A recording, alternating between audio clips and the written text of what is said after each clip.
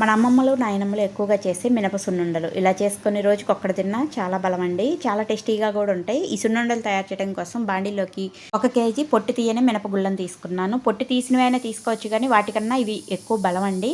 లో ఫ్లేమ్లో పెట్టేసుకొని మంచి వాసన వచ్చేంత వరకు ఫ్రై చేసుకోవాలి. ఇలా ఫ్రై అయిన తర్వాత ఒక 2 టేబుల్ స్పూన్ల బియ్యాన్ని కూడా వేసుకొని మరో 2 నిమిషాల పాటు ఫ్రై చేసుకోవాలి. ఇలా బియ్యం వేసుకోవటం వల్ల లడ్డు తినేటప్పుడు నోటి చుట్టూ రాకుండా ఉంటాయి. ఇవన్నీ కూడా పూర్తిగా చల్లారిన తర్వాత మరీ మెత్తగా కాకుండా కొంచెం బరకగా ఉండేటట్టు మిక్సీ పట్టేసుకొని ఒక వెడల్పుగా ఉన్న ప్లేట్లోకి తీసుకోవాలి. ఈ మినుములు మిక్సీ పట్టేసేటప్పుడే ఒక 4 యాలకులు కూడా వేసుకొని మిక్సీ పట్టుకొని ఈ మినప్పిండి నుంచి కొద్దిగా మినప్పిండిని ఉంచేసుకోవాలి మిక్సీ జార్లోనే. ఇందులోకి కేజీ మినుములకి 1/2 కేజీ బెల్లం అనేది మీరు తినే స్వీట్ని బట్టి ఎక్కువ తక్కువ అనేది వేసుకోవచ్చండి. బెల్లం కూడా వేసుకొని మెత్తగా మిక్సీ పట్టేసి ఈ మినపిండిలో బాగా కలిసేలాగా కలుపుకోవాలి. ఇప్పుడు ఇందులోకి ఒకేసారి నెయ్యి అంతా కూడా వేయకుండా కొద్ది కొద్ది పిండిలోకి నెయ్యి వేసుకొని ఇలా సున్నుండలు చుట్టుకోవాలి.